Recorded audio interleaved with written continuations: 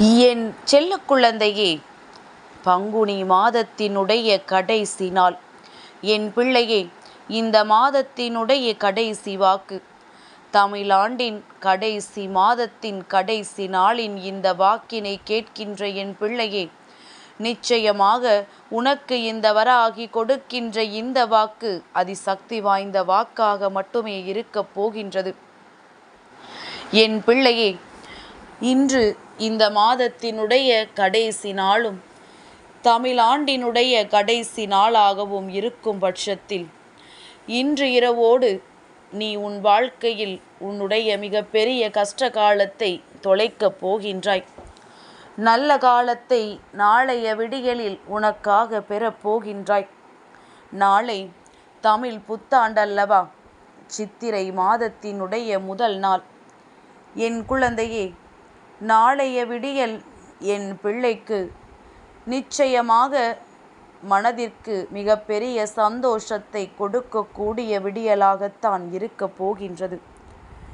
இன்று என் வாக்கினை கேட்கின்ற என் பிள்ளை, உன் வாழ்க்கையில் சர்வ நிச்சயமாக அதிசக்தி வாய்ந்த விஷயங்களை எல்லாம் கண்ணார காணப் போகின்றாய். எந்த விஷயத்திற்காக இந்த வராகியிடம் வேண்டுதல் வைத்து என் முன்னால் நின்று கொண்டிருக்கின்றாயோ, அந்த விஷயம் உன்னுடைய வாழ்க்கையாக மாறப்போகின்ற தருணம் அல்லவா? என் தங்கமே, முதலில் இந்த தாயானவள் இந்த நாளில் உன்னை தேடி வந்திருக்கின்ற இந்த இரவை நீ தவிர்ப்பதை நிறுத்திவிடு. என் பிள்ளையே, நீ நினைத்ததை விடவும் பல சிறப்பான விஷயங்கள் எல்லாம் உன் வாழ்க்கையில் உனக்கு நடக்க காத்து கொண்டிருக்கின்றது. என் பிள்ளையே, அப்பொழுதெல்லாம் வாழ்ந்து கொண்டிருந்த காலகட்டங்களில் வெளி உலகம் என்றால் என்னவென்று இங்கு எல்லோருக்கும் தெரியாமல் இருந்தது. ஆனால் உண்மை என்றால் என்னவென்று எல்லோருக்கும் தெரியும். இப்பொழுது வாழ்கின்ற காலகட்டத்தில் எல்லோருக்கும் வெளி உலகம் என்றால் என்னவென்று தெரியும். ஆனால் உண்மை என்னவென்று தெரியாது. உண்மை தெரிந்தாலும் அதை தெரிந்தது போல காட்டிக்கொள்வது கிடையாது.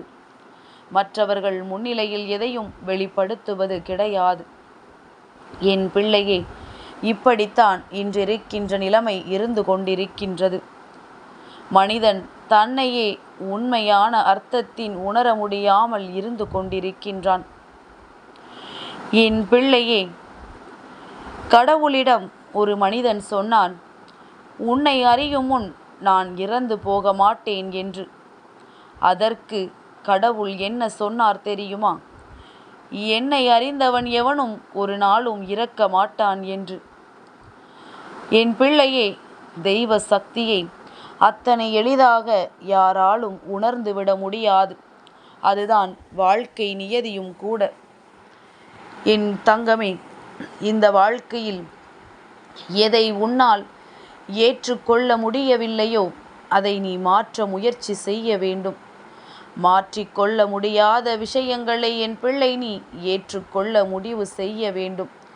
இதுதான் வாழ்க்கையினுடைய ரகசியம் என்பதனை என் குழந்தை நீ புரிந்து கொள்ள வேண்டும். என் தங்கமே, வாழ்க்கையில் பல ரகசியங்கள் ஒளிந்து கிடக்கின்றது. என் தங்கமே, இந்த மனிதனை அழகாக்குவதும் இந்த பணம்தான். இந்த மனிதனை அசிங்கப்படுத்துவதும் இந்த பணம்தான். அடுத்தவன் முன்னிலையில் இந்த பணத்தை வைத்துத்தான் ஒவ்வொருவரும் எடை போடுகின்றார்கள். பணம் இருக்கின்றவனை பெரியவன் என்றும், பணம் இல்லாதவனை ஒன்றும் இல்லாதவனாகவும் ஆக்கி விடுகின்றார்கள். நல்ல குணம் உள்ளவன் அங்கே வாழ்க்கையை தொலைத்து நிற்கின்ற நேரத்தில், குணமே இல்லாதவன் நல்லவனாக அங்கே ஜொலித்து கொண்டிருக்கின்றான். ஏனென்றால் காரணம், அவனிடத்தில் பணம் இருக்கின்றது. என் பிள்ளையே, ஒருவர் இருக்கும் பொழுது அந்த நிஜத்தை அவமதித்துவிட்டு அவர் இறந்த பிறகு அவருடைய நிழல் படத்தை அலங்கரித்து கொண்டிருப்பதில் எந்த புண்ணியமும் கிடையாது. என் பிள்ளை, அம்மா ஏன் இன்று இதையெல்லாம் உனக்கு சொல்லிக் கொண்டிருக்கின்றேன் தெரியுமா? இந்த மாதத்தின் இறுதி நாளில், அடுத்த ஆண்டு பிறக்கப் போகின்ற நாளில் என் பிள்ளை, சில விஷயங்களை நீ புரிந்து கொண்டிருக்க வேண்டும். என்ன கற்றுக்கொண்டாய் என்று கேட்டால் இந்த விஷயங்கள் எல்லாம் உனக்கு தெரிந்திருக்க வேண்டும். என் தங்கமே, உயிரோடு ஒரு உறவு உன் அருகில் இருக்கிறது. அந்த உறவிற்கு உண்மையான மதிப்பினை கொடுக்க வேண்டும். உன் மீது உண்மையான அன்பு வைத்து பழகுகின்ற உறவை ஒரு நாளும் உதாசீனம் செய்துவிடக்கூடாது. உதாரணத்திற்காக உன் தாய் தந்தையரையே எடுத்துக்கொள். என் பிள்ளையே, அருகில் இருக்கும் பொழுது அவர்களை உதாசீனம் செய்துவிட்டு அவர்கள் இறந்து போன பிறகு அவர்களினுடைய புகைப்படத்தை வைத்து கொண்டு அழுவதனால் என்ன பலன் இருக்கப் போகின்றது? இருக்கும் பொழுதே அவர்களை நல்லபடியாக பார்த்து கொள்ள வேண்டும் என்றுதான் அம்மா சொல்கின்றேன். என் தங்கமே, நிச்சயமாக இந்த வாழ்க்கை உனக்கு எல்லாவற்றையுமே கற்றுக் கொடுத்துதான் இருக்கின்றது. எப்பொழுதும் அமைதியாக இருக்கின்ற ஒருவன் திடீரென்று கத்தத் தொடங்கிவிட்டால் அவன் தன்னுடைய பொறுமையை இழந்து விட்டான் என்று அர்த்தம். எப்பொழுதுமே அதிகமாக பேசிக்கொண்டிருக்கின்ற ஒருவன் திடீரென்று அமைதியாகிவிட்டால் அவனினுடைய தன்னம்பிக்கை, அதாவது அவன் உன் மீது கொண்டிருந்த நம்பிக்கையை இழந்து விட்டான் என்று அர்த்தம். அதனால் ஒருவரினுடைய மௌனத்தை எப்பொழுதும் தவறாக புரிந்து கொள்ளக்கூடாது. அந்த இடத்தில் நீ தோற்றுவிட்டாய் என்பதைத்தான் புரிந்து கொள்ள வேண்டும்.